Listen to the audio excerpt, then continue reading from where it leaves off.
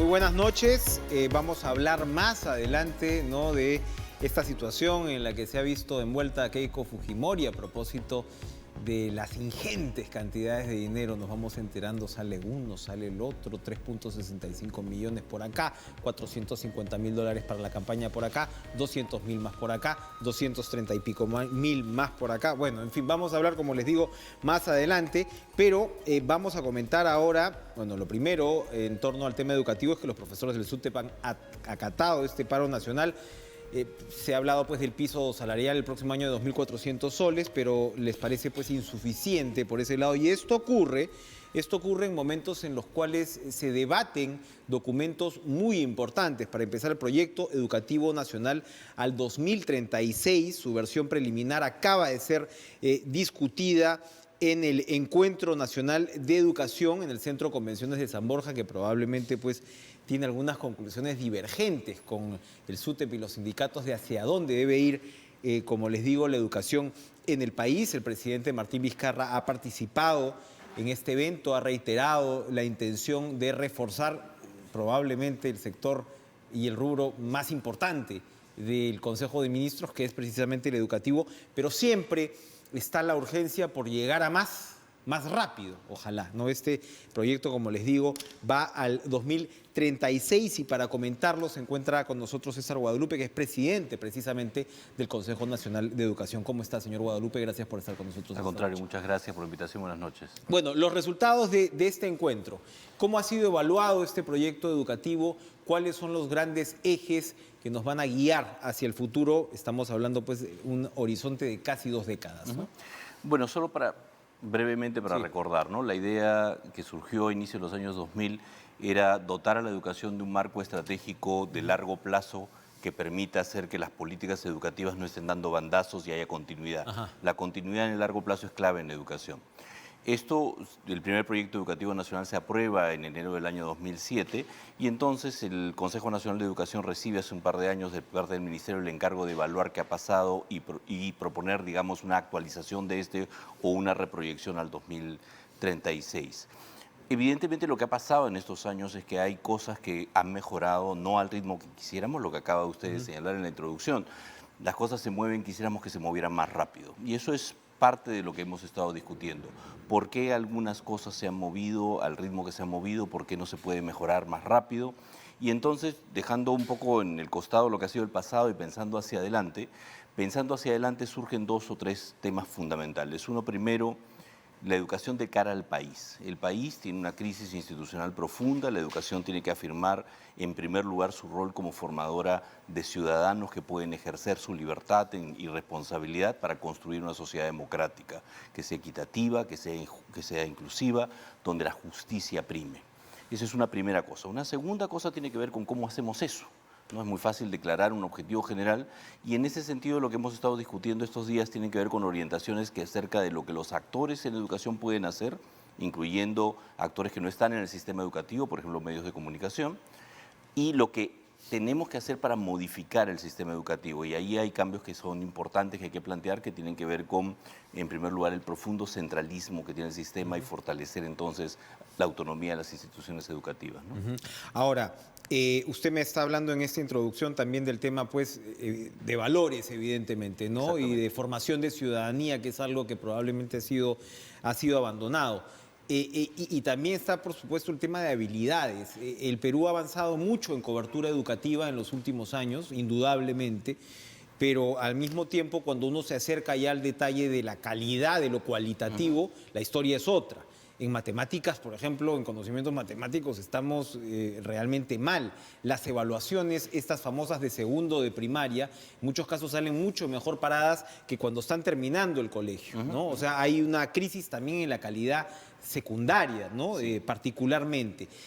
¿Cómo vamos a darle vuelta a esto, a grandes rasgos? Yo creo que hay que mirar las cosas con perspectiva. En primer lugar, la poca información que tenemos sobre aprendizaje, porque lo que tenemos es muy chiquito, son medidas muy puntuales de esto, dan cuenta que en los últimos 20 años las cosas se han estado moviendo en la dirección correcta. Por ejemplo, la famosa prueba PISA, que tiene muchos límites, pero permítame decir esto. La primera vez que participamos, en el año 2001, el 80% de los chicos de 15 años que participan en la prueba no podía responder las preguntas más básicas. Hoy día eso se ha reducido a 40. Sigue siendo una barbaridad, pero hay una reducción, hay una mejora. En las pruebas internacionales latinoamericanas, cuando estos se empezaron a aplicar en el año 97, estábamos realmente muy mal, junto con República Dominicana en la parte más baja de la distribución. Hoy día estamos más o menos a la mitad de la tabla latinoamericana, por decirlo de alguna manera. Pero estas son medidas muy chiquitas de esto. Entonces, esto obedece a un problema que es muy anterior. La educación tiene una perspectiva de largo plazo. Entre el 75 y el 90, todo el país vivió una crisis muy profunda y la educación también. El gasto público por estudiante se redujo a aproximadamente 84 soles al mes en el año 90, ¿no? Es decir, a 840 soles por año. Hoy día estamos en 4.400 aproximadamente. Es decir, hay una recuperación y esa recuperación se traduce, por ejemplo, en mejoras, porque hace veintitantos años que distribuimos materiales educativos en las escuelas, con problemas, con errores, llegan tarde, pero lo hacemos, no lo hacíamos antes. Entonces, algunas cosas se mueven, pero no se mueven a la velocidad que quisiéramos. A esta velocidad, en el caso de la prueba PISA, los próximos resultados se publican la primera semana de diciembre, supongo que alcanzaremos el promedio de la OCDE en 20 años más. Nos gustaría hacerlo más rápido. Y para eso hay que liberar las fuerzas creativas y la fuerza profesional de los docentes, cambiando un poco la estructura del Los sistema. docentes, usted toca el tema de los docentes y la carrera pública, ¿no? Magisterial es evidentemente se supone un motor de cambio. Así es. ¿No? ¿Qué podemos esperar? ¿Cuándo vamos a tener docentes mejor formados para que nuestros hijos puedan acceder precisamente a una educación donde ya puedas dar ese salto? Si es que hablamos Va a de tomar tiempos. mucho tiempo, no solo en el caso de los docentes. Yo no quiero estigmatizar a los docentes. Si miramos los resultados que publicó el Ministerio de Trabajo el viernes de la semana pasada, que es una encuesta parecida a la de PISA, pero hecha para la población adulta, lo que vemos es que en general la población adulta del Perú, que pasó por ese sistema educativo empobrecido entre el 75 y el 90, tiene habilidades muy limitadas. Y entonces, Y ahí están los docentes también, por y ahí supuesto, como también parte de toda esa exactamente, población. pero los docentes y los abogados y los Así es. economistas y los contadores, Así y es, podemos así seguir. es. Entonces la pregunta es, ¿cuál es el recurso humano con el que cuenta el país para mejorar? Y eso es una limitación muy fuerte. Y por eso es que, por ejemplo, en el caso del sector educación, la educación de jóvenes y adultos es una cosa que no se puede soslayar y siempre ha sido como el patito feo del sector educación, a lo que no se le ha dado mucha atención.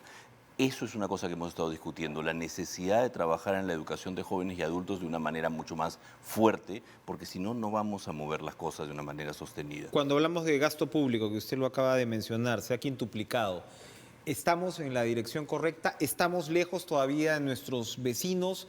¿Hay mucho todavía por hacer? Porque claro, efectivamente el presupuesto del sector de educación se ha multiplicado en los Sí, claro últimos que sí. años, ¿no? Y eso es algo que no se puede negar. Pero al mismo tiempo hay quienes reclaman también mucho más. Por supuesto que sí.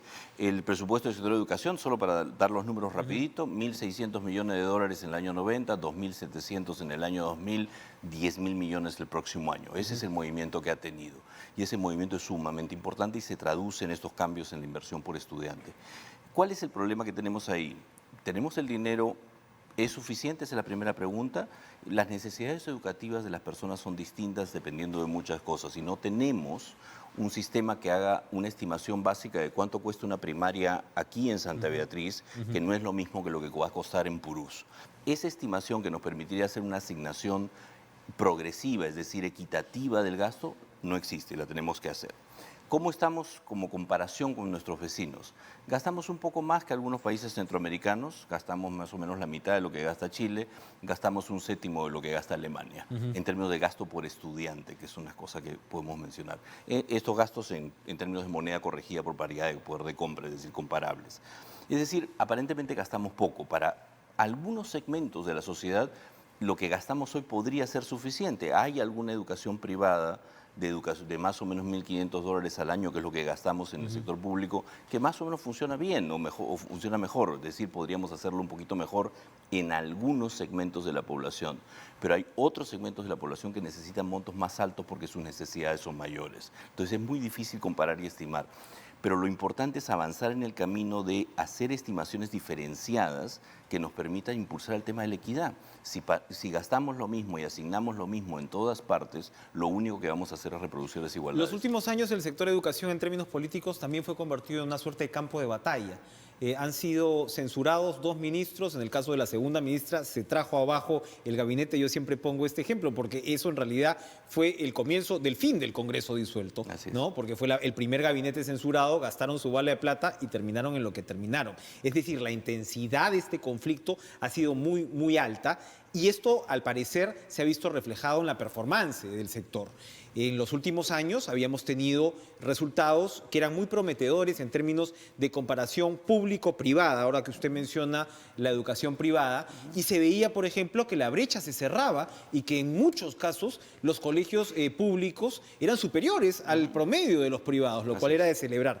Esto, entiendo yo, corríjame si no es así, se ha ido perdiendo. Ahí no se ha ido perdiendo, lo que ha habido es 2 cosas que déjame mencionar. Una, efectivamente todo el conflicto político alrededor de educación, que es muy lleno de contingencias ideológicas y tenemos movimientos conservadores y movimientos, además de protección de intereses no precisamente nuevas muy legales, variables, ¿no? Alrededor que han estado de todo este presentes ahí. ecosistema, Entonces, ¿no? la pelea no era una pelea decente, por decirlo de alguna manera, era una pelea con, objetiva, digamos, con intereses muy subalternos, ¿no? Que felizmente esperemos ya los podamos poner más o menos bajo control. Pero fuera de eso, hay una segunda cosa en la comparación entre lo público y lo privado y los datos que tenemos. Si uno, digamos, uno tiene 2 colegios, uno público y uno privado, aparentemente el privado está mejor que el otro, pero estos niños tienen padres con educación terciaria, tienen más recursos en el hogar.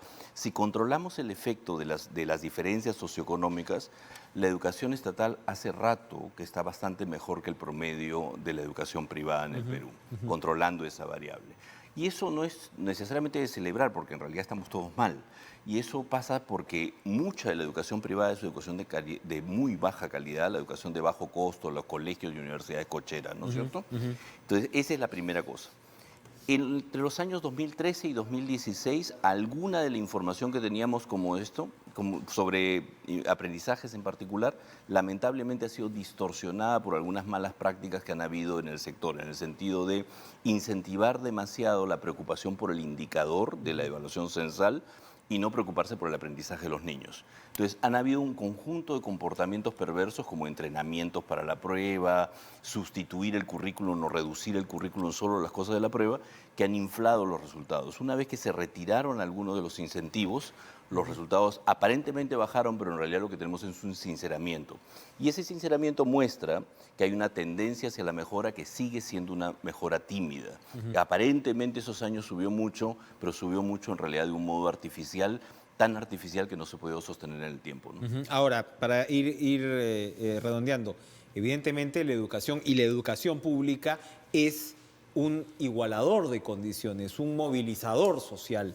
Si tenemos que resumir esta conversación y, por supuesto, lo que se viene con el proyecto, que es preliminar, ¿no? O sea, ¿cuándo vamos a tener una versión final aproximadamente? Debemos tenerla aprobada más o menos hacia abril del próximo año más tardar. ¿Podemos decir entonces que los desafíos son gigantescos, pero vamos en la dirección correcta? Yo creo que sí, en la medida que identifiquemos los problemas centrales, los problemas de centralismo, y uno que está implícito en la pregunta. La educación tiene un rol fundamental en términos de crear igualdad de oportunidades. El sistema educativo peruano reproduce las desigualdades y las reproduce porque está atravesado por un problema fundamental, que es un problema de segregación. Los pobres van solamente entre pobres a escuelas para pobres con pobres resultados. Las personas en mayor ventaja van a escuelas de mayores recursos para personas de mayores recursos. Y entonces se parte del sistema y además eso separa a las personas y no crea cohesión social. Si somos capaces de revertir los altos niveles de segregación escolar que hay hoy día y somos capaces de fortalecer las escuelas, las instituciones educativas y darles autonomía, creo que podemos acelerar el paso. ¿Cómo se rompe esa segregación rápidamente? Hay que hacer algunas políticas que tienen que ver exactamente medidas contra la segregación, que tienen que ver, en primer lugar, hay que fortalecer la educación estatal. La educación estatal tiene que ser más fuerte para que sea un espacio de encuentro de las personas.